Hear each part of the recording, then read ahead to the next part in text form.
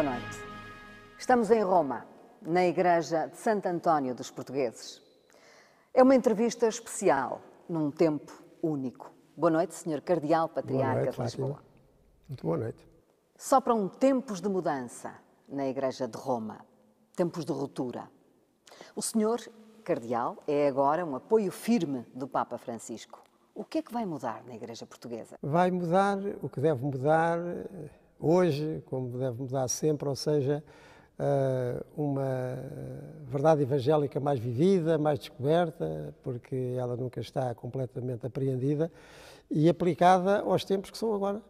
Os tempos que nós estamos a viver em Portugal, nas 20 dioceses portuguesas, e eu gosto sempre de referir que eu sou o Bispo de Lisboa, que tem o título de patriarca e que foi feito cardeal, mas não é mais bispo do que os outros bispos. E em Lisboa sou eu e nas outras 19 dioceses são os bispos que lá estão. Então o que é que vai mudar na Igreja de Lisboa?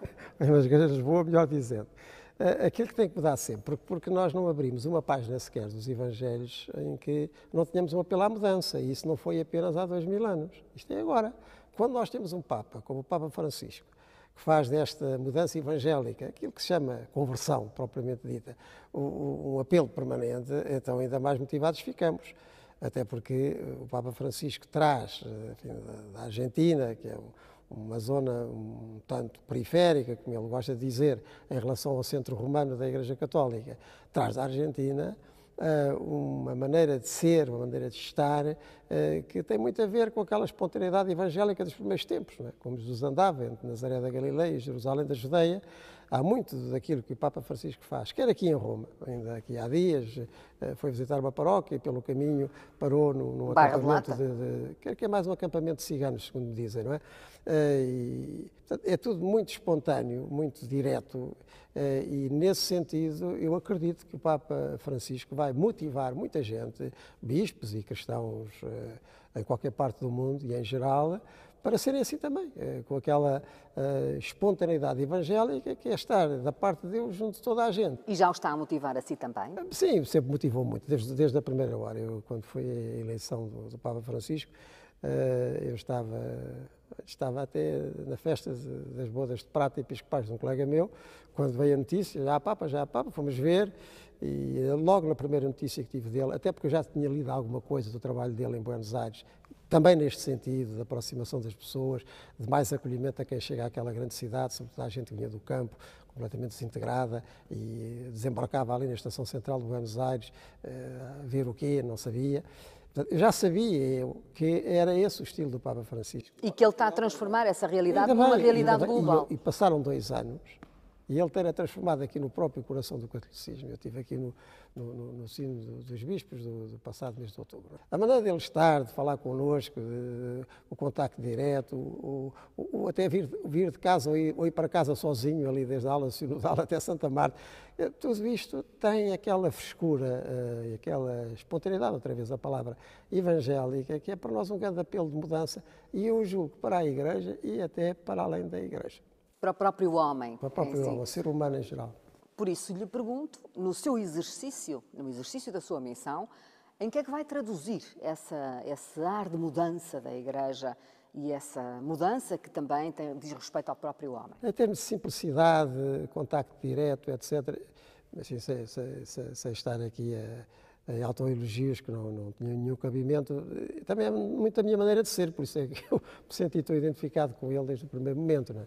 E pronto, eu gosto também de andar assim nas ruas, falar com as pessoas, receber toda a gente, isso é a minha vida. Mas o Papa Francisco hoje é também alguém que tem influência praticamente política, porque as suas palavras são ouvidas em todo o mundo, causam por vezes até embaraço aos próprios políticos e quase que se pode dizer que através da Igreja ele está a desencadear também uma ação política.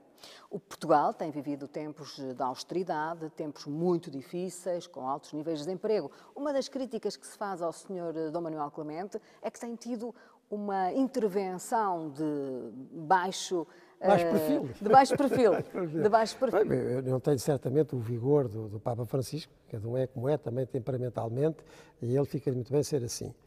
Agora, o que eu tenho procurado é, desde que a crise começou a agudizar-se, ainda estava no Porto e continuei a estar, e desde que vim para Lisboa, é estar muito presente dentro dessas realidades, com as pessoas que me visitam e com aquelas pessoas que eu visito também, quer no mundo das empresas, quer em várias instituições sociais, quer no mundo socio-caritativo da Igreja, no sentido de reforçar respostas concretas, de apoiar iniciativas. Agora, efetivamente, eu tenho a consciência de que os problemas não são fáceis de resolver e que em todos os quadrantes do mundo empresarial ou mundo sindical, para falar nestes termos clássicos, e das pessoas em geral e das famílias, há muita gente que tem boa vontade, mas não consegue responder de uma maneira cabal e capaz aos problemas que se levantam. Eu também não quero, com alguma frase assim mais ribombante, pôr em causa a boa vontade que noto em muita gente que lá está, quero é reforçá-los, apoiá-los, incentivá-los. E embora eu e os meus colegas bispos já tínhamos feito várias declarações onde todas essas necessidades de reorganizar a sociedade em termos de mais solidariedade, em termos de mais justiça social, em termos de criação de trabalho, enfim, tudo isso, quem quiser ler e não ficar apenas com uma frase ou outra, mas ler, quer as homilias, que aliás estão publicadas, quer nos comunicados da Conferência Episcopal, já encontra lá isso suficientemente. Mas deve a Igreja ter uma intervenção cívica mais forte, mas no sentido de influenciar também a causa política? Sim, com certeza. E eu julgo que eu e os meus colegas bispos, na medida das nossas possibilidades e capacidades, o temos tentado fazer. Agora, a primeira resposta da Igreja à problemática que se põe no campo empresarial, no campo educativo, no campo escolar, no campo social, é feita pelos cristãos e as cristãs que lá estão. Então, como responde às críticas e aos críticos que falam do seu silêncio perante a situação da austeridade do país? Silêncio para quem não quiser ouvir, não é? Porque quem me seguir, como digo, basta ouvir as homilias que faço, seguir o meu percurso de cada semana, nas comunidades que visito, e poderá depois ficar com uma ideia mais concreta daquilo que tem sido a minha atuação. Mas, repito, não considero que o apoio principal que os católicos portugueses devem dar como membros daquela sociedade, no sentido da sua renovação, esse papel é de quem lá está. É quem está nas empresas, é quem está nas instituições sociais, é quem está no mundo da pedagogia das escolas, é para quem está no apoio direto às famílias.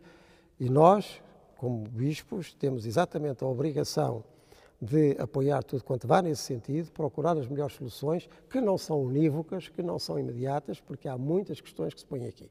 Por exemplo, a questão do trabalho. A questão do trabalho é uma questão imensa e eu julgo que ninguém tem a resposta assim sem mais. Quando eu visito uma empresa ou falo com alguém que trabalha nesse setor e ele me diz, olha, Sr. Fulano, nós temos conseguido manter aqui os postos de trabalho, nós queremos que a nossa empresa vá por diante, mas, por outro lado, há a tecnologia. E ali onde trabalhavam 50 pessoas, eu agora tenho 2 robôs. Os problemas são complexos. O problema como a mecanização e a tecnologia vai intervir no mundo do trabalho, está a alterar profundamente aquilo que é esse mesmo mundo das relações laborais e da prática laboral, é um problema que eu não sei exatamente qual será a resposta, porque, por um lado, nós não vamos pôr parte desses recursos técnicos, mas muitas vezes eles significam menos ocupação profissional. E então como é que nós vamos criar trabalho para a nossa população, para populações que nos procuram também em busca disso, para as novas gerações, para quem perde a sua profissão a meio da vida profissional? Este é um problema que tem que contar com o apoio, com a criatividade, com a presença de um amplíssimo concurso de pessoas do mundo das empresas, do mundo das universidades, do mundo laboral. Mas há um sistema organizacional a nível mundial que tem permitido que as desigualdades sociais sejam cada vez maiores. Recentemente, no Parlamento Europeu, o Papa Francisco fez um discurso criticando a austeridade também na Europa. Qual é a sua opinião? O que o Papa Francisco disse bem é que este tipo de questões não se resolve sem uma solidariedade reforçada. E quando nós temos que fazer sacrifícios, temos que ser apoiados para que esses sacrifícios nos melhorem e não nos destruam, obviamente, não é? E, portanto, uma austeridade sem mais ou dificuldades que não têm uma finalidade positiva à vista são ilegítimas e são injustificáveis. E esse discurso do Papa Francisco nas instituições europeias de Estrasburgo foi muito bem acolhido, aliás, pela generalidade dos deputados, e esse acolhimento de uma ponta à outra do Parlamento, e, portanto, de um leque político muito alargado, bem mostra que ele tocou num ponto que para nós tem que ser óbvio. No entanto, a Europa está pouco condescendente com a Grécia. e com a negociação da dívida grega. O que é que lhe parece? Parece mal se isso significa desistência de um país. Nós não podemos desistir de nenhum país europeu. Com certeza que os nossos amigos gregos, e enfim, as declarações que eles fazem, também não põem isso de parte, têm que ter consciência de que um esforço comum da Europa e concretamente de países que também têm tido muitas dificuldades para se sustentar e para criarem futuro, tem que ter da parte dos gregos responsabilidade e correspondência. Vamos lá ver agora como é que tecnicamente isso pode resolver. Mas é bom que nós, quando temos que resolver tecnicamente os problemas, não percamos a finalidade que não pode ser posta em causa. A finalidade é ficarmos todos e ficarmos bem e ficarmos melhor. E, portanto, se há ali um problema, e há num país como a Grécia, como houve e continua a haver noutros países da Europa, e ainda poderá haver noutros mais, então nós temos que resolver com clareza, com solidariedade, juntando responsabilidade com apoio. Vamos ver, eu espero que, enfim, que grandes políticos, economistas e estadistas sejam capazes de encontrar uma solução que sirva a todos, porque ou vamos todos ou não vamos. Para além dos problemas da austeridade em que o país vive, dos problemas do trabalho, como o senhor já muito bem desenvolveu, Portugal tem vivido também diversos casos de corrupção que abanam a opinião pública. Como é que a Igreja lê esses acontecimentos? Com muita preocupação, com certeza, mas não só agora. E o que é que eu quero dizer com isto? Não só agora. É porque o trabalho da Igreja tem a ver precisamente com levar o Evangelho à vida das pessoas e significa outros critérios, não é? E o fundador do cristianismo é muito claro quando diz que nós não podemos servir a Deus e ao dinheiro, ou quando diz que de que vale ao homem ganhar o mundo inteiro se vier a perder a sua alma ou se vier a perder a si próprio, não é? Portanto, há aqui um domínio interior que tem a ver com a verdade das coisas e também dos negócios e da maneira como se liga com o dinheiro, mas se a pessoa não muda nos seus desejos profundos, depois facilmente se deixa cair, enfim, nesse tipo de práticas e que são, obviamente, muitíssimo negativas. Mas deve a Igreja tomar posição perante a sociedade? Porque temos ouvido poucas vozes da Igreja. É como digo, nós a talvez... defender a ética. Fátima, nós talvez conheçamos demais a alma humana, sabe? E por isso que estamos diariamente a lidar com as pessoas e vemos como tanta gente procura ser melhor e em muitos casos tem dificuldade em ser verdadeiramente evangélica na sua maneira de julgar e de agir e como nem sempre é fácil vencer esses atavismos de coração que prendem a realidades negativas que nós designamos corrupção. Nós estamos mais aqui para apoiar, não é? O Papa Francisco tem sido muito insistente numa palavra que é profundamente bíblica, ainda agora, nestes dias, voltou a falar disso, que é a palavra misericórdia, não é? Nós temos que estar diante das pessoas como Cristo se apresenta diante de nós, com uma palavra de muita exigência em termos de verdade, mas ao mesmo tempo de muita disponibilidade para nos recuperar, não é? E, portanto, nós, bispos, quando temos que dizer que uma coisa está mal e está redondamente mal, temos que estar sempre a pensar que por trás dessa realidade negativa está sempre alguém que nós queremos recuperar, não é? Nós não podemos ter outra atitude evangélica. Portanto, com certeza, e corroboramos tudo quanto o Papa Francisco diz e sobretudo o que o Evangelho nos afirma de que temos que ser verdadeiros, temos que ser honestos, a corrupção não nos leva a lado nenhum, senão aonde não devemos estar, e muito menos os outros, mas puxar pelas pessoas, pelo melhor que elas ainda lá tiverem dentro de si próprias para virem ao de cima. Já aqui falamos do momento de mudança da Igreja, da forma como o Papa exorta, enfim, os cardeais e em colegialidade toda a Igreja à ação. Como é que vai organizar-se, insisto nesta questão, como é que vai organizar-se em termos de Igreja de Lisboa? Haverá um conclave, por exemplo, das próprias paróquias? Já estamos num trabalho muito interessante, ainda bem que a Fátima fala nisso, porque é um sinal de como nós podemos fazer ali à escala da nossa Diocese de Lisboa, do Patriarcado de Lisboa, o que está a acontecer à escala universal com esta reflexão que o Papa Francisco nos tem pedido sobre a temática da família, não é? Então o que é que nós estamos a fazer em Lisboa? Desde o verão passado, nós temos muitíssimos grupos de reflexão, há quem fale já em 20 mil pessoas envolvidas nisto, que nas paróquias, em movimentos, em instituições, estão a ler em conjunto os capítulos daquela carta que o Papa Francisco nos enviou, chamada Alegria do Evangelho, que toca todas estas temáticas, concretamente estas temáticas rumo a uma sociedade mais solidária, rumo a uma igreja mais acolhedora, enfim, todas estas temáticas, e que com essas reflexões e ensaiando alguma coisa prática nos sítios onde estão, para ver se conseguem ir mais adiante, depois vamos partilhando no final de cada trimestre, e com toda esta reflexão feita, quando nós chegarmos ao final de 2016, nós vamos ter um sínodo diocesano em Lisboa, onde participarão, enfim, aquelas pessoas que, segundo o Código de Direito Canónico, devem participar e que são representantes dos vários corpos da Diocese, para, com 2 anos de reflexão sobre as propostas do Papa Francisco, nós podermos dizer o que é que vamos fazer neste e neste campo, quer da vida interna, quer da vida externa da Igreja, para tornarmos as nossas comunidades mais promotoras de um Evangelho vivo onde estão. Mas ainda bem que falou das questões da família, porque elas têm estado em reflexão no Sínodo de outubro passado e vão estar novamente este ano. E é claro que têm surgido resistências, que têm surgido muitas divergências.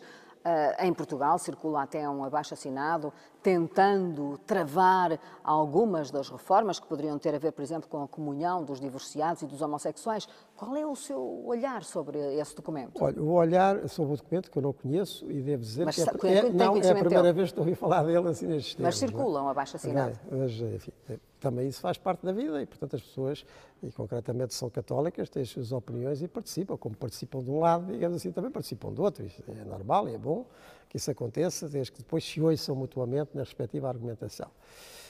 O Sínodo dos Bispos sobre a família, que teve já aquela sessão de outubro passado e que vai ter outra no próximo outubro, diz, antes de mais, e segundo o pensamento do Papa Francisco, redefinir e reforçar o papel da família como núcleo essencial da sociedade e da Igreja. Agora, claro, o Papa Francisco fala no sentido católico do termo, que Jesus Cristo tem uma ideia sobre a família, diz-nos coisas muito claras acerca do matrimónio, não separa o homem que Deus uniu, essa frase toda a gente repete. Portanto, é preciso ver que nós entramos neste grande debate, até podemos dizer mundial, acerca da família e da reorganização da sociedade com respeito a essa sua primeira célula, com uma proposta evangélica e cristã e até católica. Não nos peçam outra coisa, nós somos a Igreja Católica, não somos únicos no mundo, temos uma proposta a aprofundar. Depois, em relação a esses casos, digamos que hoje... Enfim, a comunhão dos divorciados e dos homossexuais. Esses casos que hoje vêm mais assim à flor da conversa. O que se tem debatido no ambiente sinodal é como é que nós vamos considerar o lugar na Igreja, onde depois também entra ou não entra a comunhão sacramental, daqueles cristãos, e agora estamos a falar de católicos, que, tendo celebrado um casamento católico, portanto, uno, indissolúvel, fecundo, com aquelas propriedades do casamento católico, um homem, uma mulher, fica para toda a vida e aberta à geração de filhos, com certeza com responsabilidade, que tendo feito isso, depois não vão avante nesse sacramento que celebraram, e não só não vão avante, como os dois, ou um deles, faz depois um outro casamento, que já não é sacramental, porque o sacramento ficou feito. Não é? Como é que isso abre ou não abre depois à participação noutro sacramento que é a Eucaristia? Ora, na nossa concepção dos sacramentos, não se trata de atos isolados, de caráter religioso, não é? Porque neste momento, particular devoção, apetece-me aderir, ou tenho este gosto, esta grande vontade. Não é só isso. A vida sacramental, para nós cristãos, e católicos em especial, porque reforçamos muito esta tónica sacramental, é a própria participação numa realidade permanente que é a vida de Cristo ressuscitado. Portanto, um ato sacramental tem que se conjugar com outro ato sacramental, não podem divergir. Se houve aquele compromisso sacramental num sentido, e eu vou dizer que estou em comunhão com o Senhor desse sacramento, não estando... O que me está a dizer é que os divorciados não devem comungar? Não devem poder? Recasados. Ou os recasados? Recasados. Divorciados recasados pelo civil, porque obviamente não podem recasar-se pela Igreja. O que nós estamos a reforçar na Igreja Católica é uma possibilidade de manter, por um lado, a unidade sacramental e, por outro lado, de atender, quando possível, a esses casos. O que um marido e uma mulher disseram diante de Deus, isso foi o seu sacramento, nós, enfim, somos testemunhas, mas foi, antes de mais, um ato deles. Agora, o que nós podemos fazer é verificar se o fizeram realmente. Ou seja, se aquele homem, se aquela mulher, quando fizeram aquele compromisso matrimonial, estavam um e o outro devidamente habilitados, quer psíquica, quer fisicamente, quer socialmente, quer em termos de consciência do que estavam a fazer, para tal compromisso. E aí nós temos caminhado muito na compreensão e na aplicação prática da declaração de que muitos desses atos realmente não existiram, porque da parte deste ou da parte dela não havia efetivamente essas condições. Portanto, este caminho, eu julgo que é um caminho que pode progredir, até porque, julgo que posso dizer isto, se pode verificar mais tarde uma incapacidade que até na altura não se verificava, quer dizer, que eles próprios não tinham a capacidade de verificar. Portanto, a consideração da vida como um todo. Agora, não podemos pôr em causa que um homem e uma mulher com uma responsabilidade e uma capacidade, enfim, básicas, joguem a sua vida no sentido de dizer, olha, vamos fazer aqui uma aliança. Vejo, portanto, que não está muito otimista sobre mudanças desse ponto de vista no quer dizer, nós temos uma tradição, não é? E essa é que nós temos, a questão católica. Uma outra divergência importante, ou pelo menos uma outra polémica importante, tem a ver com o acesso das mulheres à celebração. O Sr. D. Manuel Clemente disse recentemente que não concelebraria com uma mulher à luz de que é um dogma para si, é um dogma teológico? Eu não estou a ver como, ou seja, nós acreditamos que na vida da Igreja, todos nós os batizados, temos uma dignidade fundamental, que é essa mesma de ser batizados, filhos e filhas de Deus em Jesus Cristo. Daí não tiramos que seja indistinto o ser homem ou ser mulher, e que isso necessariamente significa fazermos as mesmas coisas. A primeira figura da Igreja, e é mesmo, e quem conhece a vida do povo de Deus e o que é a nossa devoção, sabe perfeitamente que é uma figura feminina, além de Jesus Cristo é Maria, a mãe de Jesus, não é? Portanto, a Igreja tem um caráter feminino e materno muito importante. Também não consideramos que seja puramente acidental que Jesus, para esta função específica de encaminhamento sacerdotal do povo de Deus, tenha escolhido homens, não tenha escolhido mulheres, e, no entanto, no seu grupo existiam mulheres, que tinham também grandes responsabilidades. Por exemplo, uma delas, Maria de Magdala, é até a primeira testemunha da ressurreição. Aceitou-se um testemunho de uma mulher, que era uma coisa que há 2000 anos numa sociedade ninguém fazia. E, no entanto, Jesus, que tem este respeito e consideração e dignificação do homem e da mulher de uma maneira paritária, digamos, não dá a uns e a outras as mesmas atribuições. Portanto, é um debate, agora este social, ainda antes de ser de Igreja, o perguntar se a nossa dignidade fundamental de homens e mulheres significa fazermos todas as mesmas coisas. Na nossa tradição cristã católica, como dos nossos irmãos ortodoxos, não significa. Mesmo que isso incomode alguns setores da sociedade. Mas para mim isso sobretudo desafia a nós continuarmos a pensar melhor exatamente a relação entre uma dignidade fundamental e uma complementariedade de homens e mulheres na sociedade e na Igreja. Sr. D. Manuel Clemente, os últimos dias em Roma, com o seu juramento, foram dias de muitas emoções. Voltou a estar, aliás, concelebrou com o Papa Francisco, foi um momento especial. É sempre, não é? É sempre pela celebração que é e pela pessoa que é ele, não é? Que é o Papa Francisco, que é uma pessoa extremamente cativante na sua verdade evangélica, que, digamos, lhe sai por todos os poros e que acaba por tocar quem está também perto dele. Não é? Para mim é uma graça e também uma responsabilidade de o seguir mais de perto neste caminho, que é um caminho hoje tão importante e que está a ter tanta repercussão no mundo, não é? Mesmo este papel que tem sido devidamente referenciado, que o Papa e enfim, os seus colaboradores tiveram assim, nesta aproximação entre Cuba e os Estados Unidos e muitas outras coisas que não são para vir imediatamente à tona, porque são, enfim, negociações difíceis, mas que trabalham naquela base comum de humanidade, onde a religião também entra, e concretamente neste tempo, onde as religiões também entram, e onde o Papa Francisco está muito bem, está muito evangélico e é muito bem aceito, e portanto para mim é um grande gosto, também uma grande responsabilidade estar com ele e tentar traduzir na Igreja de Lisboa aquilo que ele faz em Roma para a Igreja Universal. E fazê-lo de uma forma simples. É verdade que veste as vestes cardinalícias ajustadas do cardeal José Policarpo? Então, pois elas ainda estavam tão boas que havia de mudar. É essa, por exemplo? Exatamente. Aliás, antigamente nas famílias era assim, os fatos dos filhos mais velhos, com alguns ajustamentos, serviam para os mais novos, não é? E por isso, então isso serve-me tão bem. Já a minha primeira batina de bispo também foi uma batina que o antigo seminarista tinha e já não lhe servia, a minha serviu. Mas o cardeal José Policarpo era um pouco mais alto, era mais... Mas isso os alfaiates fazem prodígios. É também a sua forma de estar? Não tenho outra, nunca tive. Eu sou o que sou, olha, e vou aprendendo a ser melhor. O que é que leva de Roma?